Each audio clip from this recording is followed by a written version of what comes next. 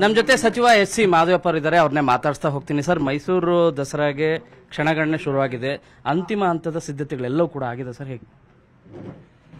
ಇಂದು ಗಾಂಧೀಜಿಯವರ 155ನೇ ಜನ್ಮ ದಿನಾಚರಣೆ, ಹಾಗೆಯೇ ಭಾರತದ ಪ್ರಧಾನಮಂತ್ರಿ ದಿವಂಗತ ಲಾಲ್ ಬಹದ್ದೂರ್ ಶಾಸ್ತ್ರಿ ಅವರು ದಿನಾಚರಣೆ. ದೇಶಕ್ಕೆ ಸ್ವಾತಂತ್ರ್ಯವನ್ನು ತಂದುಕೊಟ್ಟಂಥ, ಕಾಂಗ್ರೆಸ್ ನೇತೃತ್ವದ ಚಳುವಳಿಯನ್ನು ವಹಿಸಿದಂಥ ಗಾಂಧೀಜಿಯವರ ಜಯಂತಿ ಸಂದರ್ಭದಲ್ಲಿ ಅವರು ಕರ್ನಾಟಕದ ಬೆಳಗಾಂಗೆ ಅಧಿವೇಶನ ಮಾಡಿ ಇವತ್ತಿಗೆ 100 ವರ್ಷ ಆಯಿತು.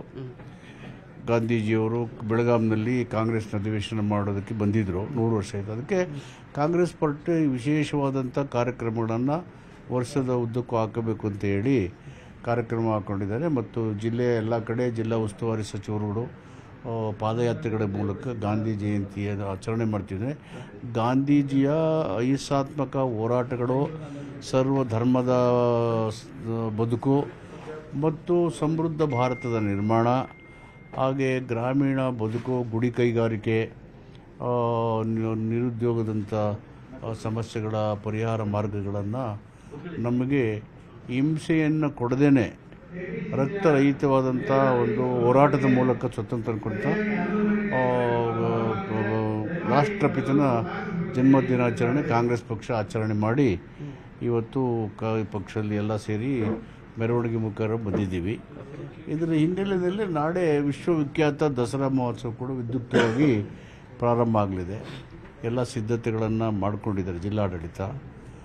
ಅನೇಕ ಮೀಟಿಂಗ್ಗಳನ್ನು ಮಾಡಿ ಒಳ್ಳೆ ರೀತಿಯಲ್ಲಿ ವಿಜೃಂಭಣೆಗೆ ಆಚರಣೆ ಮಾಡಬೇಕು ಅಂತೇಳಿ ಸರ್ಕಾರ ನಿರ್ಧಾರ ಮಾಡಿ ಮುಖ್ಯಮಂತ್ರಿಗಳು ಸೂಚನೆ ಕೊಟ್ಟಿದ್ದಾರೆ. ಕಾರಣ ಎಂದರೆ ಈ ಸಾರಿ ಮಳೆ ನಮ್ಮ ನಿರೀಕ್ಷೆಗೆ ತಕ್ಕಂತೆ ಮಳೆಯಾಗಿ ಬಹುತೇಕ ನಮ್ಮ ಎಲ್ಲ ಜಲಾಶಯಗಳು ತುಂಬಿದ್ದಾವೆ, ಕೃಷಿ ಚಟುವಟಿಕೆಗಳು ಆಗಿದ್ದಾವೆ.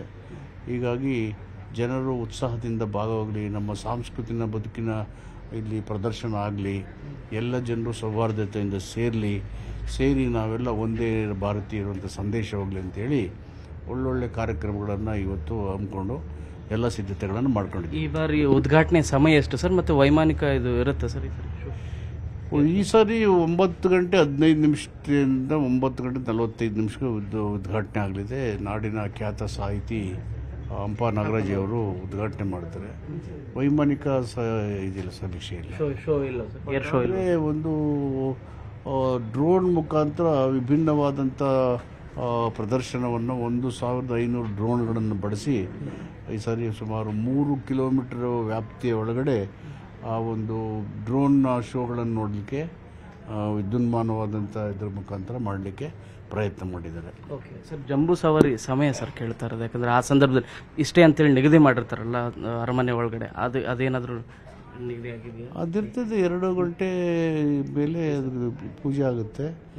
ಆಮೇಲೆ ಪ್ರೊಸೆಷನ್ಗಳು ಓಡ್ತೇವೆ. 4 ಗಂಟೆಗೇನು ಜಂಬೂ ಸವಾರಿ ಚಾಮುಂಡೇಶ್ವರಿ ಕನ್ನಡ ಮಾತೆಗೆ ಇಲ್ಲಿ ಪುಷ್ಪಾರ್ಚನೆ ಆಗುತ್ತೆ. ಸರ್, ಈ ಬಾರಿ ಪ್ರತಿ ದಸರಾಗೂ ಈ ಬಾರಿಯ ಮೈಸೂರು ದಸರಾಗೂ ಕೂಡ ಒಂದು ಮುಜುಗರದ ಪ್ರಸಂಗ ರೀತಿ ಅಂದರೆ ಮುಡಾ ಪ್ರಕರಣ ಅಂತೇಳಿ ಈಗ ವಿಪಕ್ಷಗಳು ಕೂಡ ಇದನ್ನು ಮುಜುಗರ ತರಬೇಕು ಅಂತಲೇ ಹೋರಾಟ ಮಾಡ್ತಾ ಇದ್ದಾರೆ ಸರ್. ಏನು ಹೇಳ್ತೀರಿ ಸರ್ ಈ ಸಂದರ್ಭದಲ್ಲಿ? ದಸರಾ ನಾಡ ಹಬ್ಬ, ಅದಕ್ಕೂ ಮೂಡಕ್ಕೂ ಏನು ಸಂಬಂಧ ಇದೆ? ಉದ್ಘಾಟನೆ ಮಾಡಬಾರ್ದು, ಇದು ಕಾನೂನಾತ್ಮಕ ಪ್ರಕ್ರಿಯೆ. ಕಾನೂನಾತ್ಮಕ ಪ್ರಕ್ರಿಯೆ ತನ್ನಷ್ಟು ಕೆಲಸ ಮಾಡುತ್ತೆ. ಅದರಲ್ಲಿ ಬೇರೆಯವರು ಮಾತಾಡೋದೇನಿದೆ? ಉದ್ಘಾಟನೆ ಮಾಡಬಾರ್ದು, ರಾಜೀನಾಮೆ ಕೊಡ್ಬೇಕಂತ ಮೊದಲಿಂದನೂ ಕೂಡ ಹೇಳ್ತಾ ಇದ್ದಾರೆ. ಯಾಕೆ ಉದ್ಘಾಟನೆ ಮಾಡಬೇಕು? ಏನು ಕಾರಣ? ನೈತಿಕತೆ ಬಗ್ಗೆ ಮಾತಾಡೋರು ನೈತಿಕತೆ ಹಿನ್ನೆಲೆಯಲ್ಲಿ ರಾಜೀನಾಮೆ ಕೊಡಬೇಕು ಅಂತೇಳಿ ಆರೋಪ ಮಾಡ್ತಾರೆ ಸರ್. ನಿನ್ನೆ ಒಂದು ವಿಡಿಯೋನು ಕೂಡ ರಿಲೀಸ್ ಮಾಡಿದ್ರು ಬಿಜೆಪಿಯವರು. ಅದರಲ್ಲಿ ಈ ಹಿಂದೆ ಸಿದ್ದರಾಮಯ್ಯ ಅವರು ಮಾತಾಡಿದಂಥ ತುಣುಕನ್ನೇ ರಿಲೀಸ್ ಮಾಡಿ ಹೇಳ್ತಾ ಇದ್ದಾರೆ. ಈಗೇನು ಮಾಡ್ತಾರೆ ಅಂತ? ರಾಜೀನಾಮೆ ಕೇಳೋರು ನೈತಿಕತೆ ಬಗ್ಗೆ ಮಾತಾಡೋರಿಗೆ ನೈತಿಕತೆ ಇದೆಯಾ? FIR ಅಲ್ಲಿದ್ದಾರೆ, ಬೇಲ್ ಮೇಲಿದ್ದಾರೆ, ಭಾಳಷ್ಟು ಜನಕ್ಕೆ FIR ಆಗಿದ್ದಾವೆ. FIR ಆದ ತಕ್ಷಣ ಅಪರಾಧಿ ಅಂತ ಏನಿಲ್ವಲ್ಲ. Until and otherwise it is proved. Okay, FIR ಆದ ತಕ್ಷಣ FIR ಇದನ್ನು ಫಸ್ಟ್ ಇನ್ಫಾರ್ಮೇಷನ್ ರಿಪೋರ್ಟ್ ಏನಿದೆಯಪ್ಪ ಇದಕ್ಕೆ, ಅದಷ್ಟೇ.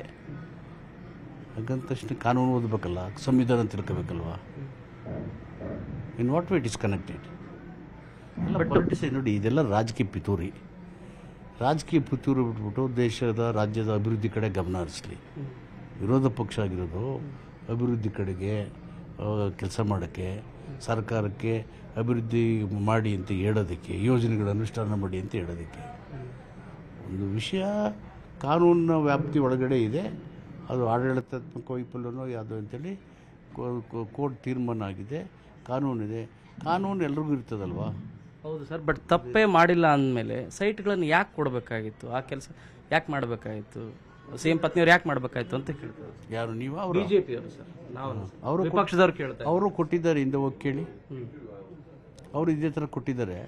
ಈ ಕೊಟ್ಟ ಮೇಲೆ ಏನು ಜಜ್ಮೆಂಟ್ ಬಿಡ್ತಿದೆ ಆಮೇಲೆ ಹೇಳ್ತಾರೆ ಸಾಯಂಕಾಲ. ಇವತ್ತು ಸಂಜೆ ಹೇಳ್ತಾರೆ, ಪ್ರೆಸ್ ಮಾಡ್ತಾರೆ.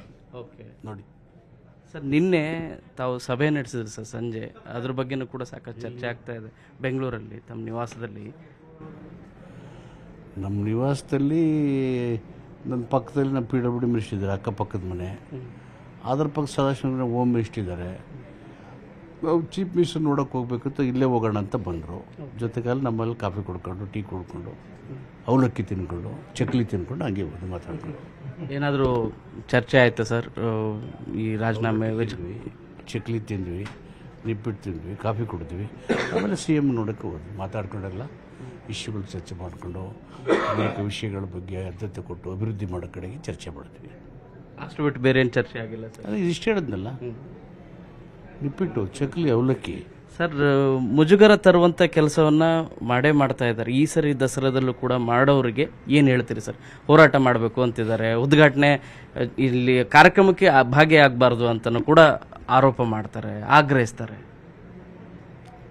ಅದಾಗಲಿ ನೋಡೋಣ. ಆಮೇಲೆ ಕಟ್ಟೋದಕ್ಕಾಗಿ ಹೇಳ್ತೀವಿ. ಇದು ನಾಡ ಹಬ್ಬ, ಎಲ್ಲರೂ ಒಗ್ಗಟ್ಟಾಗಿ ಸೇರಿ ಮಾಡಬೇಕಾಗಿರೋದು. ಅದು ಕಾನೂನಿನ ಪ್ರಕ್ರಿಯೆ.